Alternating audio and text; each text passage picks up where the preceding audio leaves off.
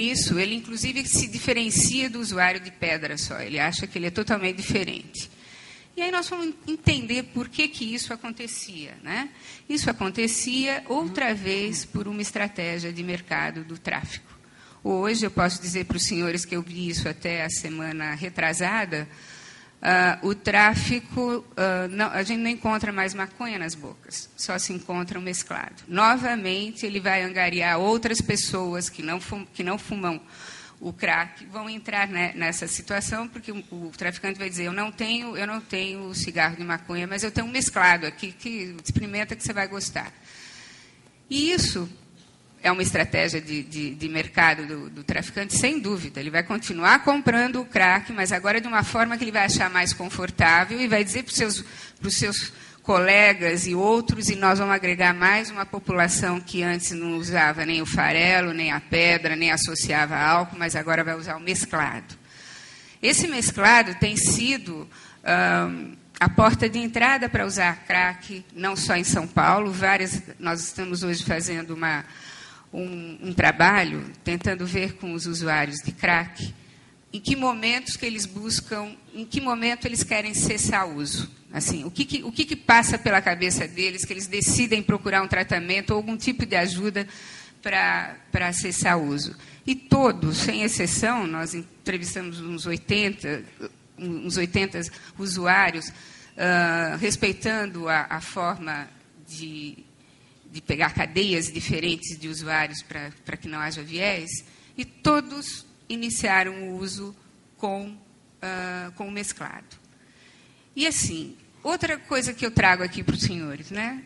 O uso de crack ficou restrito a São Paulo durante um bom tempo, e nós temos uma proximidade muito grande com o Rio de Janeiro, né? Uma cidade onde a gente tem um fluxo contínuo de informações, de pessoas, e era admirável que o crack não se instalava no Rio, e tinha uma fala de que o próprio tráfico não queria essa situação por lá, por toda a complicação que é o crack, que as pessoas entravam em violência, que a gente não entendia, mas aceitava. E hoje tem uma conotação um pouco mais clara para nós. Porque a partir do mesclado, a partir do surgimento do mesclado, hoje no Rio de Janeiro, a compra do crack é através do mesclado também. Depois que surgiu essa nova forma de uso, onde as pessoas não morrem, onde as pessoas ainda ficam, de alguma forma, vinculadas à sociedade, continuam dependentes exatamente como o outro, e ainda tem algum vínculo com a sociedade, sem uma marginalização, tendo uma qualidade, entre aspas, de vida um pouco melhor, não morrendo pelo seu entorno violento, do tráfico e tudo mais, foi bem quisto. Aí o Rio de Janeiro assume essa situação, não só o Rio, como várias outras partes aqui do Brasil. Eu acho que o test drive foi feito em São Paulo, até se chegar numa forma adequada de venda. Eu já estou passando muito tempo? Já? Bom, então eu termino só dizendo para os senhores o seguinte.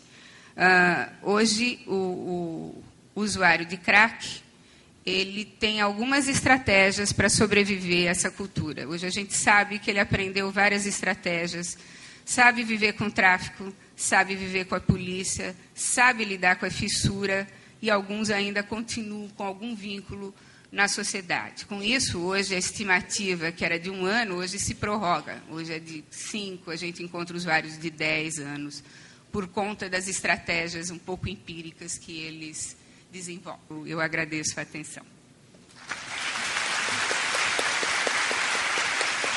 Há várias perguntas, eu tentei estruturar um pouco as respostas. Eu peço de imediato que a doutora Ana Cecília sumarize várias questões que são similares e procure respondê-las brevemente para a gente tentar dar andamento às várias que foram colocadas aqui. Essas perguntas estão querendo saber, então, se a gente já está fazendo alguma coisa, por que isso não foi para frente, por que é tão difícil que isso vá para frente, que a gente mude, reoriente as políticas assistenciais. E aí eu vou, obviamente, elaborar um pensamento aí, né, em relação a tudo isso. A gente não avaliou isso, né, ainda. Eu acho que o primeiro aspecto é a própria política assistencial. A política para álcool e drogas vem de uma política para a saúde mental, né, dos CAPs, o modelo CAPS, que foi o único modelo possível no momento que foi feita a reforma psiquiátrica. Nós só tínhamos aquele CAPS lá em São Paulo, na Itapeva, e dali sai o modelo CAPS, em 87, 89, 90. Sai o modelo CAPS, depois de 10 anos, o mesmo modelo CAPS vira CAPS-AD, como se fosse a mesma coisa. Como se não tivesse abstinência para cuidar, intoxicação para cuidar, e vira um modelo capsilocêntrico, onde está tudo no CAPS, que só funciona no CAPS. Não tem atenção primária, não tem toda essa hierarquia. Então, eu acho que com essa política, ainda na infância, esse é o motivo de que por que as coisas caminham ainda com tanta dificuldade, né? Os entraves, as barreiras. O outro aspecto, eu acho que é o estigma. Nós estamos falando de drogas. Nós temos que pensar no nosso próprio estigma em relação a isso, do próprio profissional que ainda não se apropriou do conhecimento. É muito complicado cuidar desse fenômeno da humanidade, que é droga. E o último, eu queria parafrasear o professor Kalina, que disse que o nosso dependente, infelizmente, sem ego, sem nenhuma estrutura egóica, não consegue mesmo se apropriar de nada, muito menos do tratamento. E eu diria que o ego também dos gestores atrapalha bastante. Tem demais. É isso.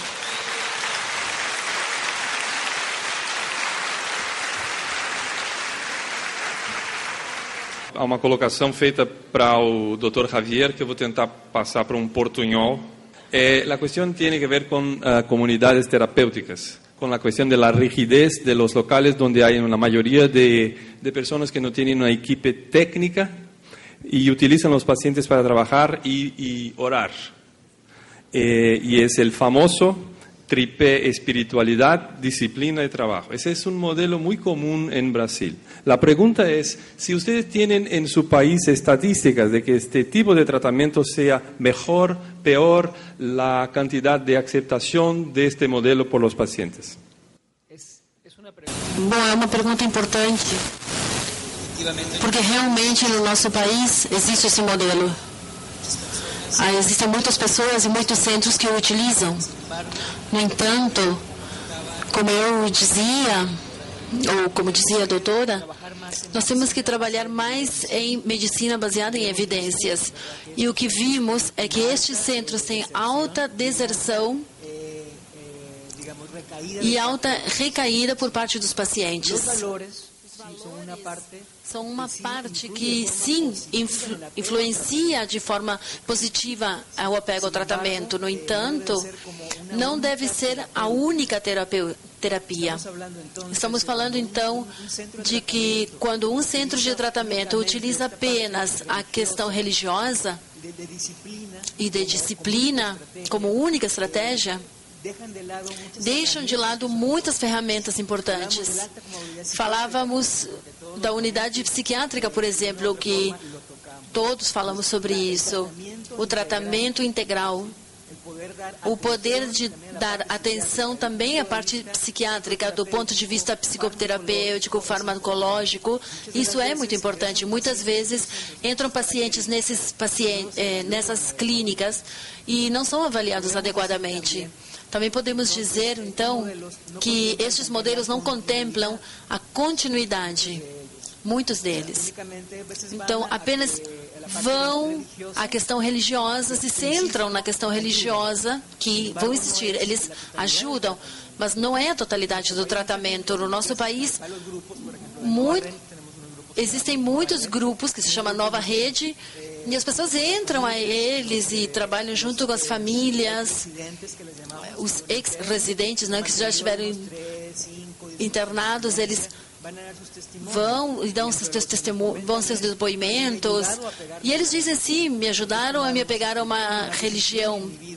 Isso me deu mais estrutura, mais disciplina na minha vida, me deu estrutura para continuar vivendo e para inserir na minha família.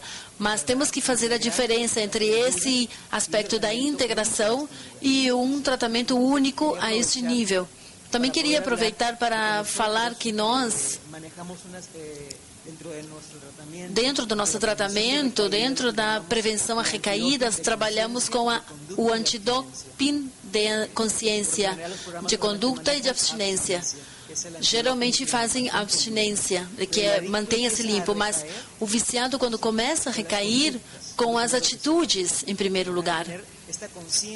Então, temos que ter a consciência de querer mudar, de querer avançar no tratamento. Isso é muito importante. Às vezes, eles esquecem que tem um problema crônico e fazem coisas, começam a fazer as coisas que funcionavam bem antes. Então, ali a família pode perceber que o paciente está indo mal e que vai recair.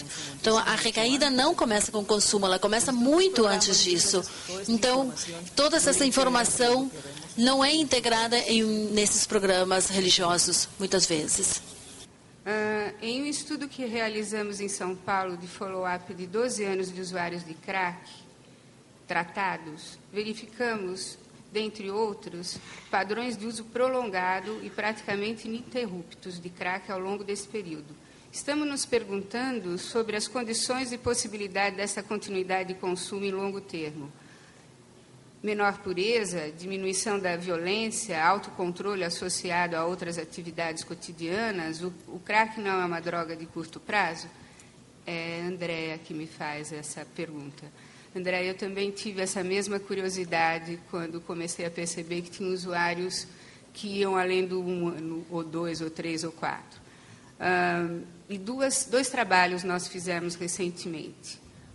Saber dessas estratégias. É uma defesa de tese que teve agora. Se esses usuários desenvolveram estratégias, ainda que empíricas, para sobreviver a isto. Assim, o que eles fizeram para estar vivo, já que a gente sabe que pelo menos no início, 1 ano era o suficiente para ele já estar desaparecido. E a gente percebe que são estratégias empíricas que para alguns dão certo, né? Ele sabe lidar com a fissura. Quando ocorre a fissura, ele cria algum tipo de situação, ele trabalha, ele come, ele faz uma série de coisas tentando driblar essa fissura. Na verdade, a gente percebe que essa compulsão para o uso é ele conseguir driblar essa fissura, que é algo muito, muito difícil. Outra coisa que a gente percebe é saber lidar com o tráfico, né? A gente sabe que o usuário de crack, ele usa o crack e fica em volta da bocada, na tentativa de que acabe o dinheiro, na tentativa que alguém lhe dê alguma coisa, que o traficante fique muito penalizado com aquela situação, e com isso ele é eliminado ou de uma forma ou de outra, porque ele acaba criando uma situação difícil para o tráfico naquele momento, porque ele está ali, ele cria aglomerados, ele fica o tempo todo pedindo droga. Então, hoje ele já sabe que ali não é um bom local de ficar. Esses tinham situações de muita violência com esses usuários por conta disso.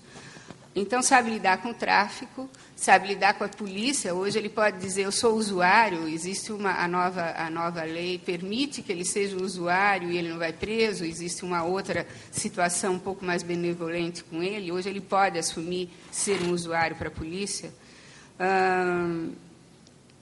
Então, eu acredito, não é a maioria, nós estamos atrás dessas pessoas que estão vivendo mais, não é a grande maioria, mas existem, sim, usuários que sabem lidar com a droga. Conhecem a droga e conhecem o entorno que é muito violento e que a gente percebeu nos primeiros